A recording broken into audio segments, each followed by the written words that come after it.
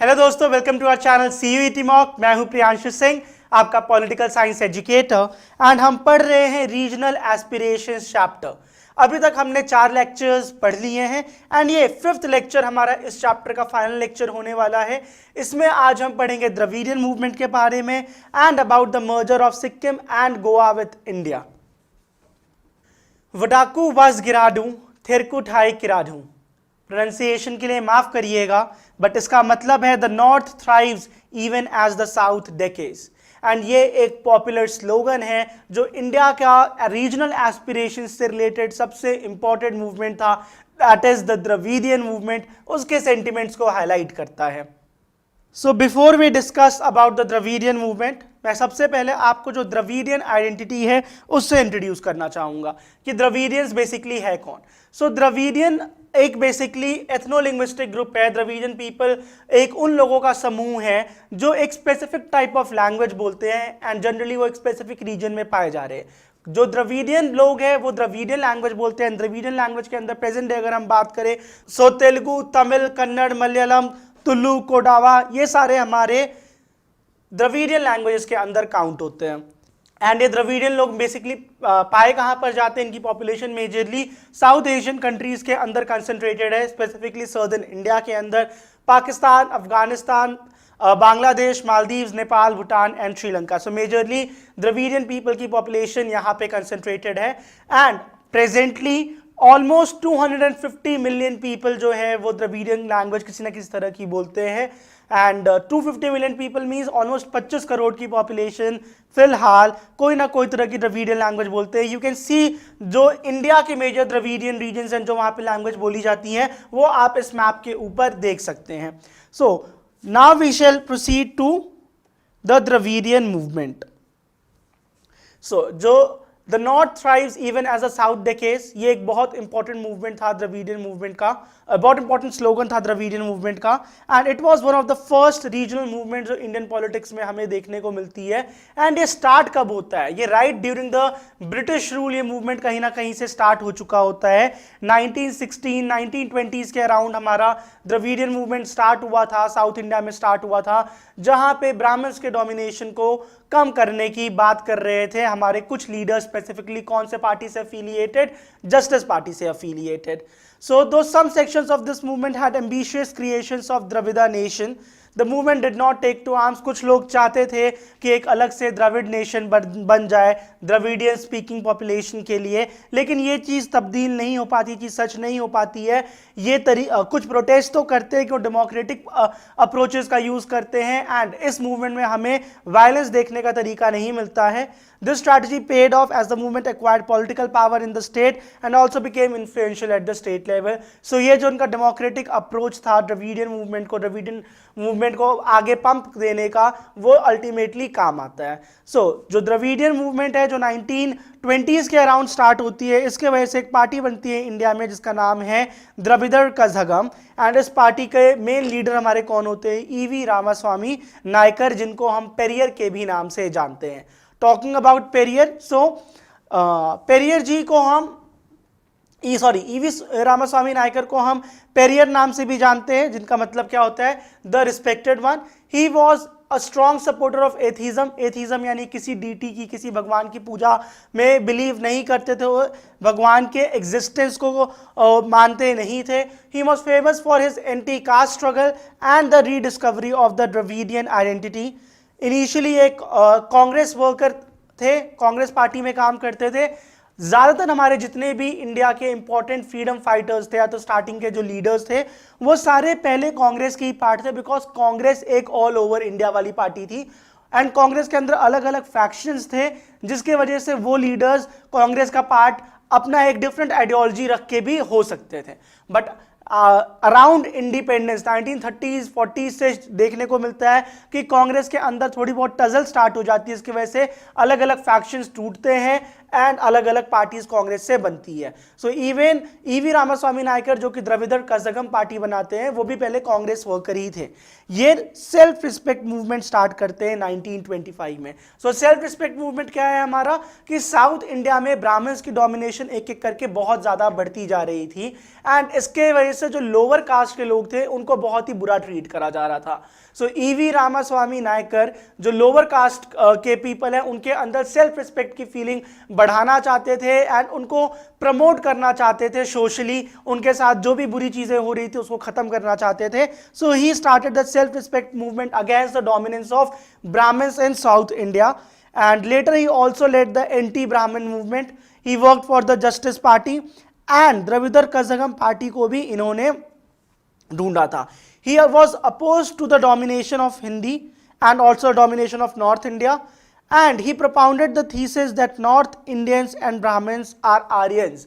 कि basically इन्होंने जो थ्योरी बनाई ईवी रामास्वामी नायकर ने, उन्होंने ये बोला कि इंडिया में अगर ब्लैक पीपल को या साउथ इंडियंस को या डार्क पीपल को इंफीरियर ट्रीट करा जाए एंड जो ओरिजिनल यहाँ के इनहेबिटेंट्स अगर उनको बुरा ट्रीट करा जाए एंड आर्यंस को यानी बेसिकली जो नॉर्थ इंडिया के लोग हैं जो खुद को आर्यंस बोलते हैं, अगर वो अपने आप को सुपीरियर दिखाए, वो अपने आप को इंडियन लैंड का ओरिजिनल ओनर दिखाए एंड उनकी लैंग्वेज यहाँ पे इम्पोज करी जाए, so this will be very incorrect. क्योंकि इनका मानना ये था कि इंडिया में ओरिजिनली द्रविडियंस रहते थे। अगर इनके हिसाब से एंड रादर कुछ ऐसे हमारे पास प्रूफ्स भी है कि ऑलमोस्ट हड़प्पन सिविलाइजेशन के टाइम पर हमें इंडिया में एक स्पेसिफिक टाइप ऑफ पॉपुलेशन देखने को मिलती है, that was the Dravidian population and Aryans Europe side से आके यहाँ पे इन्वेड करते हैं, इन द्रविडियंस को नीचे साउथ इंडिया में पुश करते हैं।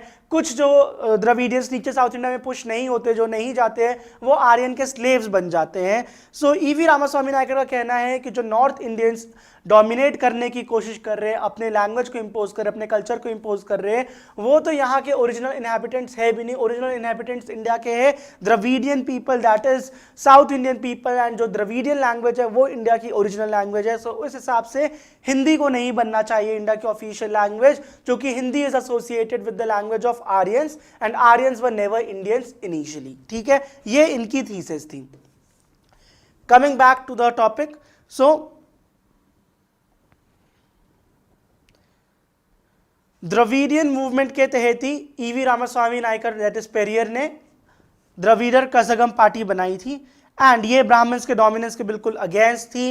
एंड इनिशियली जो द्रविडियन मूवमेंट था that spoke in terms of the whole of South India, वो पूरे साउथ इंडिया की बात करता है, दैट ओवरऑल हम साउथ इंडिया में ये चाहते हैं, बट कई सारे ऑल स्टेट्स का सपोर्ट नहीं मिलता है इनको, जिसके वजह से ये मूवमेंट द्रविड़ मूवमेंट मेनली हमारा तमिलनाडु में ही कन्फाइन रहता है। अब डीके पार्टी में फाइनली आगे जाके स्प्लिट आती है एंड इसके अंदर एक नया पार्टी बन जाता है, that is Dravida Munnetra Kazhagam, that is ये CN अन्नादुराई की पार्टी बनती है, जिनके बारे में हम चैप्टर नंबर 5 और 6 में थोड़ा बहुत हमने पढ़ा है। The DMK made its entry into politics with a three-pronged agitation in 1953-54। तो जब 1953-54 के इलेक्शंस में DMK एंटर करती है तो वो दो तीन मुद्दों पे मेन बात करना चाहती है। सबसे पहला उनका मुद्दा क्या होता है कि it demanded the restoration of the original name of Kallakudi railway station which had been renamed Dalmiapuram. So again ये आपका एक क्वेश्चन बन सकता है कि दालमियापुरम कौन से रेलवे स्टेशन का नाम रखा गया था उसको चेंज करने के बाद। So that was Kallakudi railway station, जो कि हमारा तमिलनाडु के ही एक इंपॉर्टेंट रेलवे स्टेशन है एंड इसका जब नाम चेंज करा गया था तो इसको ओरिजिनली रिस्टोर करवाना चाह रहे थे DMK party, because it was named after an industrial house after from the north India. And इसके प्लस नेक्स्ट एजुटेशन जो था, जो नेक्स्ट डिमांड थी, that was giving Tamil cultural greater importance in the school curriculum. अगर आप अभी भी history पढ़ते हैं, अगर मैं आपको एक पॉइंट पे मुगल्स के बारे में पूछ लूं, गुप्तास के बारे में पूछ लूं, तो आपको काफ़ी अच्छे से पता होगा, बट अगर मैं आपसे चोलास, चेरास, पांड्यास, पल्लव इनके बारे में पूछने लग जाऊं, आपसे कुछ इनके कल्चर के बारे में पूछने जाऊं कि गंगाई कोंडा चोलापुरम कौन था या फिर उन्होंने कौन से कंट्री को इंडिया का पार्ट बनवाया था उस टाइम पर, जो कि इंपॉर्टेंट अचीवमेंट्स है वो आपको भी डिटेल में नहीं पता होगी। सो अगेन उन्होंने ये बोला कि जो तमिल कल्चरल हिस्ट्री है उसको भी भी इंपॉर्टेंस दिया जाए स्कूल करिकुलम के अंदर। एंड नेक्स्ट थर्ड एजुटेशन का क्या था कि जो क्राफ्ट एजुकेशन स्कीम है ऑफ स्टेट गवर्नमेंट की, वो ब्राह्मणिकल सोशल आउटलुक से मैच करता है, इसलिए उसको हटाया जाए हमारे स्टेट से, ठीक है। प्लस इनका एक और मुद्दा क्या था, they were against making Hindi the country's official language and the success of the anti Hindi agitation of 1965 added to the DMK's popularity. तो एक और इनका इंपॉर्टेंट मुद्दा क्या था कि इंडिया की ऑफिशियल लैंग्वेज नहीं बनना देना चाहते थे ये हिंदी को। सो इसलिए इसमें भी इनका जब ये इस मुद्दे को आगे भड़काते हैं, इसको सपोर्ट करते हैं, तो लोगों का इनको अच्छा सपोर्ट मिलता है साउथ इंडिया में। सो ये जो एंटी हिंदी एजिटेशन है इसके बारे में थोड़ा डिटेल में पढ़ते हैं अब। So anti Hindi agitation India में हमें कई बारी देखने को मिला है।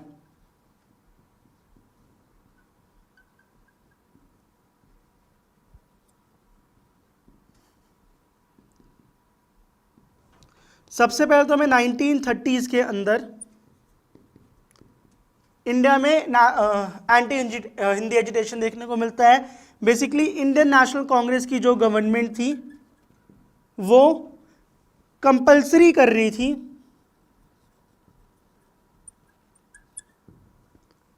Hindi even in south India, कि साउथ इंडिया के स्कूल्स के भी अंदर हिंदी पढ़ाया जाएगा। एंड इस टाइम पर इसके अगेंस्ट जस्टिस पार्टी ने विद्रोह करा था। पेरियर ने, ऑफ कोर्स वो भी इसी पार्टी के इंपॉर्टेंट मेंबर थे, पेरियर ने इसके अगेंस्ट विद्रोह करा था। ऐसे और भी कई सारे लीडर्स थे जिन्होंने 1930s में एंटी हिंदी एजिटेशन को सपोर्ट करा था, ठीक है। उसके बाद से जब इंडिया एक रिपब्लिक बन जाता है, इंडियन कॉन्स्टिट्यूशन जब इंप्लीमेंट होता है, तो हिंदी तो बन जाती है इंडिया की एक ऑफिशियल लैंग्वेज।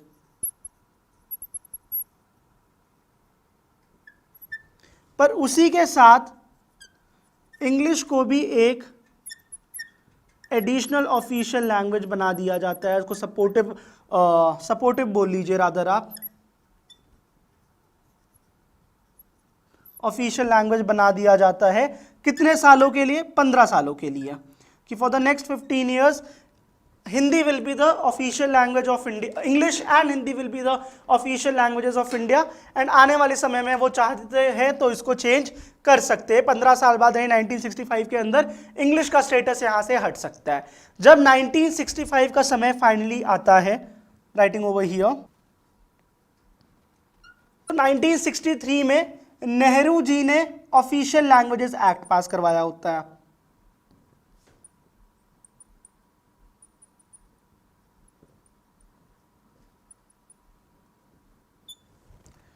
जिसके तहत वो ये कंफर्म कर देते हैं कि हिंदी जो है वो आपका ऑफिशियल लैंग्वेज रहेगा, एंड इसके साथ साथ इंग्लिश भी ऑफिशियल लैंग्वेज रहेगा। तो जो साउथ इंडियन स्टेट्स है जो नहीं चाहते हैं कि हिंदी इंडिया का इकलौता ऑफिशियल लैंग्वेज बने, ये चीज फिर इंप्लीमेंट नहीं होगी। Both the languages will continue to be the official language of the country.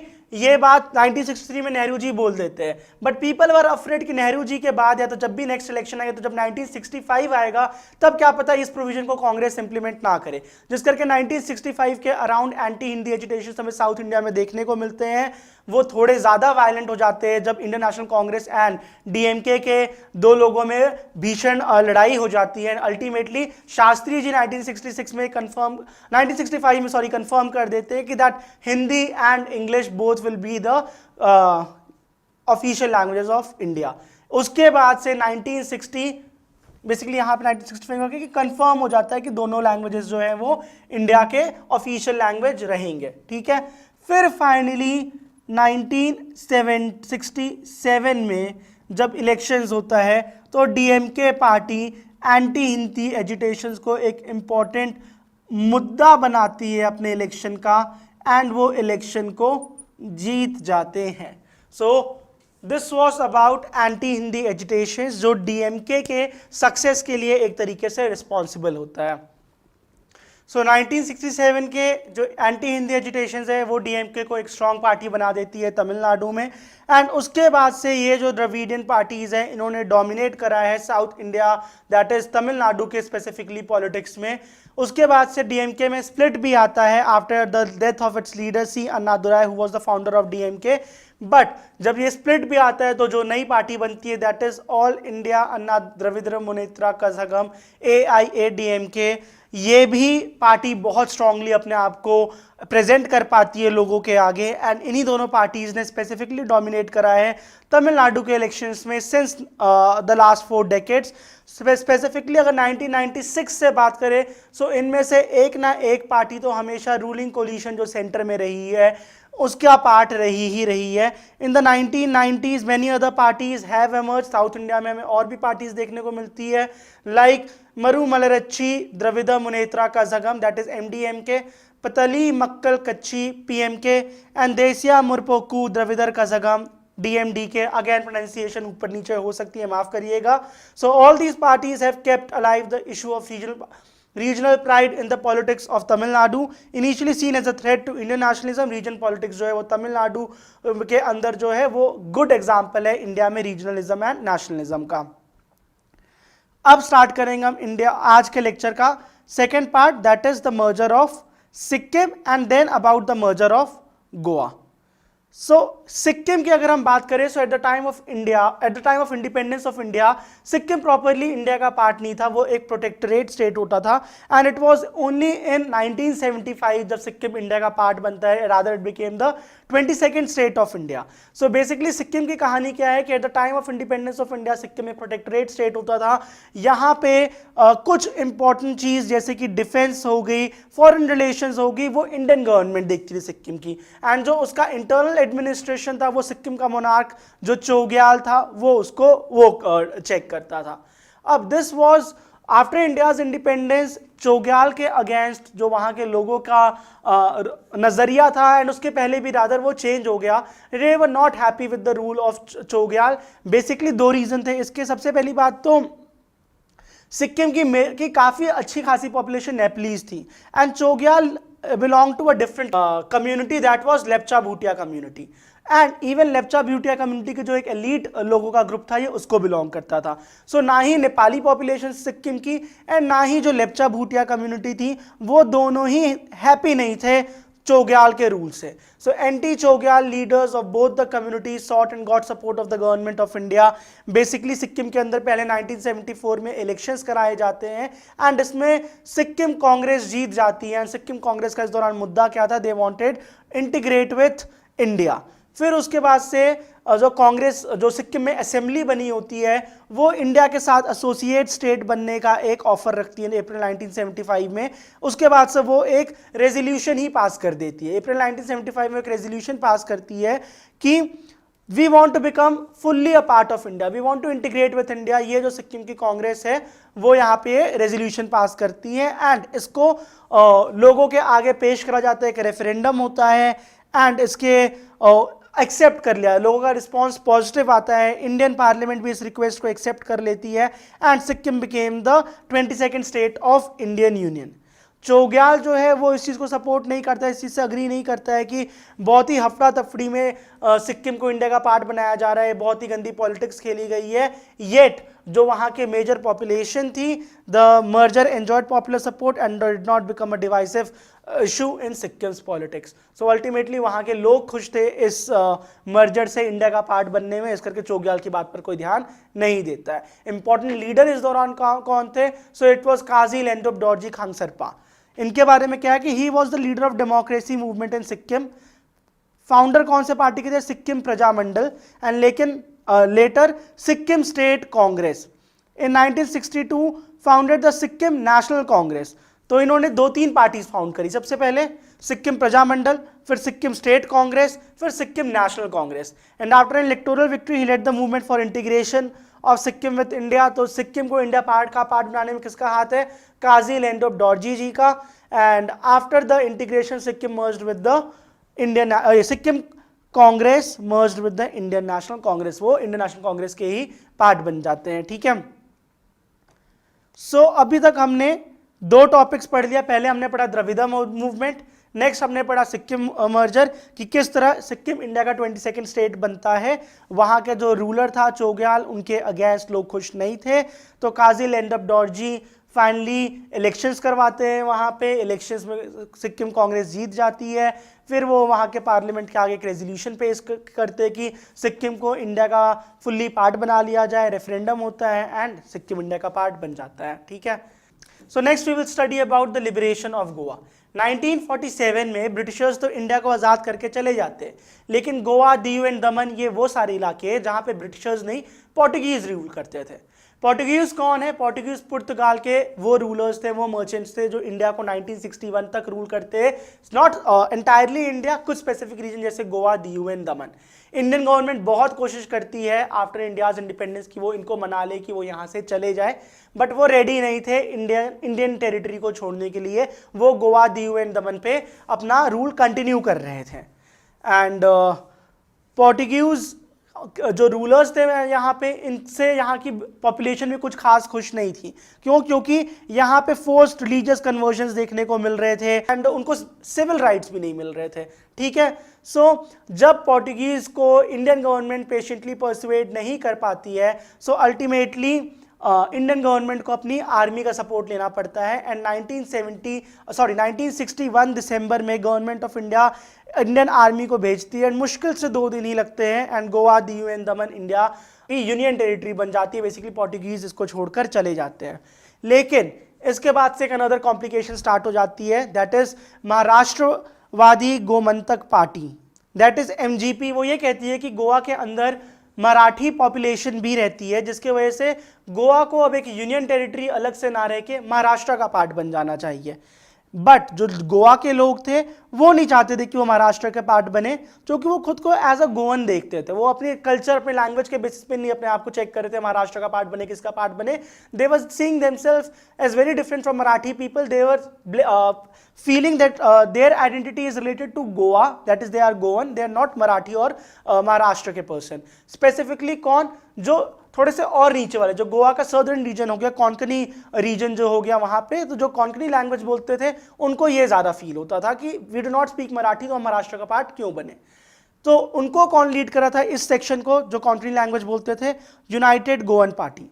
फिर फाइनली 1967 में सेंट्रल गवर्नमेंट एक इंपॉर्टेंट ओपिनियन पोल कंडक्ट करती है। बहुत इंपॉर्टेंट हो जाता है कि इंडिया में ओपिनियन पोल एज सच कभी कंडक्ट नहीं कराया गया है। एक लौता सिचुएशन जहां पे कंडक्ट कराया गया है वो कौन सा है? So union territory of Goa को जब पूछा गया था कि do you want to become a part of Maharashtra और do you want to stay the same as you are, एक यूनियन टेरिटरी ही रहना है। सो यहाँ पे जब ये ओपिनियन पोल होता है तो most of the people decided and voted in the favour कि उनको महाराष्ट्र का पार्ट नहीं बनना है। They want to continue with their Goan identity and a referendum like procedure was followed in this time. ये जो ओपिनियन पोल हुआ था एंड गोवा फिर 1967 में तो एक यूनियन टेरिटरी ही रहकर बनी रहती है।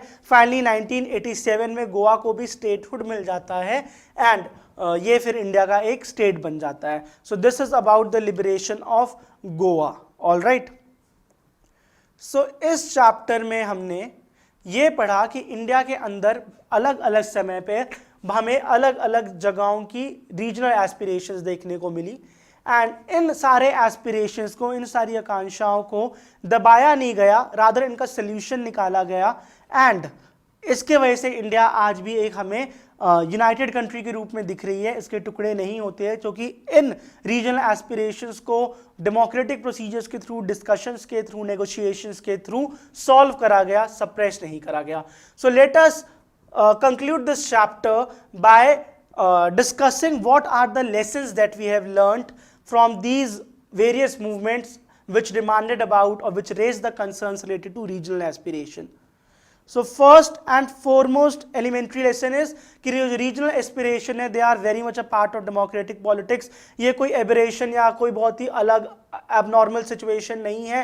डेमोक्रेटिक पॉलिटिक्स के अंदर, डेमोक्रेसी के अंदर हमें रीजनल एस्पिरेशंस देखने को मिलेंगी एंड ये कोई नई बात नहीं है। इवन जो स्मॉलर कंट्रीज है लाइक यूके, उनके अंदर भी हमें रीजनल एस्पिरेशन देखने को मिलता है। बीट स्कॉटलैंड, वेल्स, नॉर्दर्न आयरलैंड, यहाँ पे कुछ ना कुछ आए दिन होता रहता है। सो ये एक ऐसी चीज नहीं है कि सिर्फ इंडिया से ही रिलेट करती है। इवन स्पेन जैसी कंट्री के अंदर हमें सेसेशनिस्ट मूवमेंट देखने को मिला है from the bask population and Sri Lanka के अंदर भी हमें तमिलियंस के विद्रोह देखने को मिले हैं। सो एक इंडिया जैसी बड़ी डेमोक्रेसी के लिए कोई बहुत बड़ी बात नहीं है अगर यहाँ पे हमें रेगुलर बेसिस पे रीजनल एस्पिरेशंस देखने पड़ रहे हैं, उनका सोल्यूशन निकालना पड़ रहा है।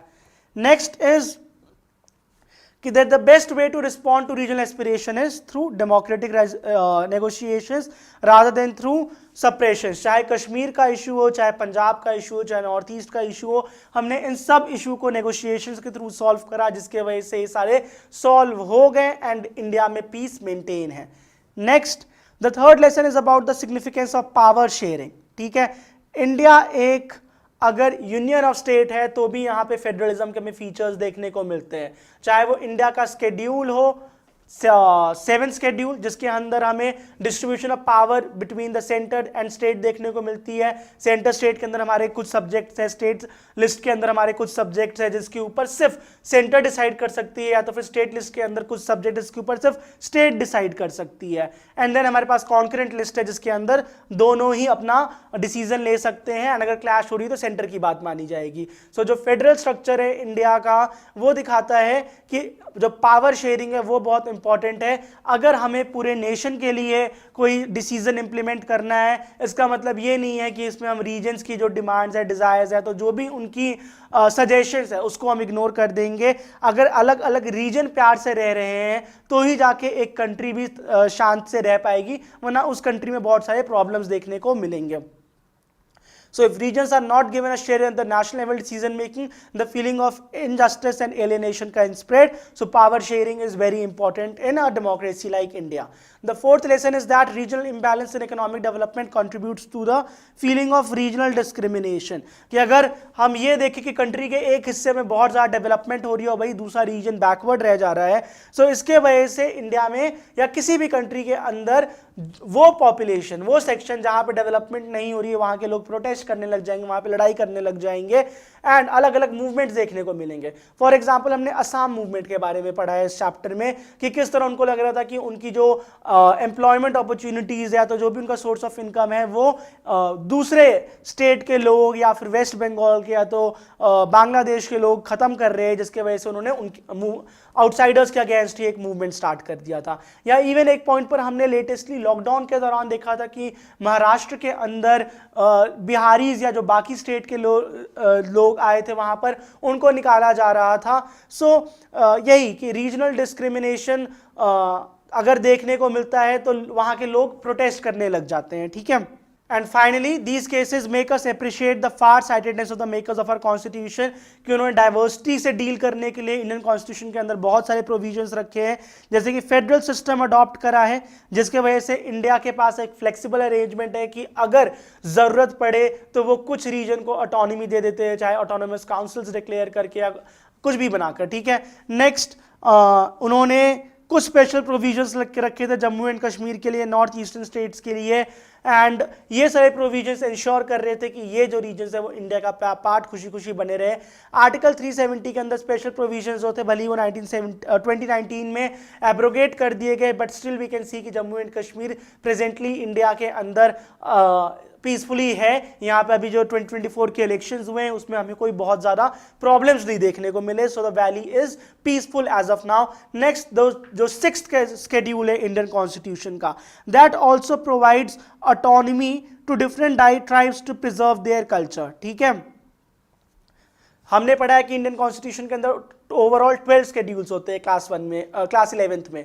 सो इसी में जो 6th स्केड्यूल है that is regarding the administration of some special areas, जो शेड्यूल ट्राइब्स पॉपुलेशन जहां पे रहते हैं तो उनको ऑटोनॉमी दी गई है under article schedule 6 of the Indian constitution, and these provisions prove crucial in resolving some very complex political problems in the North East. ठीक है, So what distinguishes India from many other countries that face similar challenges कि India का जो constitutional framework है that is much more flexible and accommodative, ये separatism को support नहीं करता है, ये रादर जो भी रीजनलिज्म है उसको एक्सेप्ट करता है एंड उसको अगर कोई प्रॉब्लम आ रही है एक रीजन को तो उस प्रॉब्लम को ख़त्म करके उस रीजन की डेवलपमेंट को प्रमोट करता है. ठीक है, so this was all about this chapter regional aspirations. आज का जो हमने लेक्चर पढ़ा इसके बेसिस पर कई सारे क्वेश्चंस आपके सीयूईटी एग्जाम में पूछे गए. एक क्वेश्चन जो मैं आपकी स्क्रीन पे दिखा रहा हूं वो पूछा गया है on 9th of June 2023 in slot 3 which two political parties have dominated the politics in Tamil Nadu. आज के लेक्चर में ही पढ़ा DMK and AIADMK all India Anna Dravida Munnetra Kazhagam. That is option number 1 is the correct answer. And next is first Sikkim Assembly was formed through election in, so that was answer that is answer number 1 1974. ठीक है, ये आपका question पूछा गया था 18 जून 2023 slot 2 वाले exam में pol science के सीयूईटी पेपर में ही. अब ये जो लेक्चर जो लेक्चर 4 हमने पढ़ा उसके बेसिस उसमें जो आपको 2 क्वेश्चन पूछे गए थे उसके होमवर्क को एक बार डिस्कस कर लेते हैं. First question was which statement about Angami Zapo Fizo and the Nagaland independence movement is incorrect? So the correct answer is Angami Zapo Fizo spent the last 3 decades of his life in exile in China. गलत है option number 3 जो कि हमने पढ़ा था. उन्होंने अपना exile last 3 decades अपने लाइफ के थे 1960 टू 1990 वो चाइना नहीं यूके में स्पेंड करे थे. एंड नेक्स्ट है असर्शन और रीजन दिया हुआ है. असर्शन था कि असम मूवमेंट फ्रॉम 1979 से 85 आउटसाइडर्स के अगेंस्ट था. करेक्ट है. रीजन है कि वहाँ के लोगों को लग रहा था that unless these foreign nationals are detected and deported they would reduce the indigenous Assamese into a minority. उनका कंसर्न ये था. तो हाँ उनका कंसर्न ये था.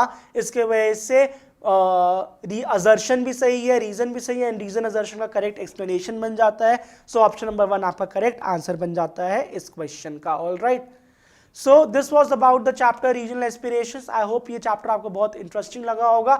आपने कई सारी चीज़ें बियॉन्ड एनसीईआरटी भी इस चैप्टर में समझा होगा एंड आपके एग्जाम की प्रिपरेशन इससे और ज़्यादा स्ट्रांग हुई होगी. इसी तरह हमारे बाकी वीडियोस को भी चेक करिए अपने एग्जाम की प्रिपरेशन को और मजबूत करने के लिए. All the best.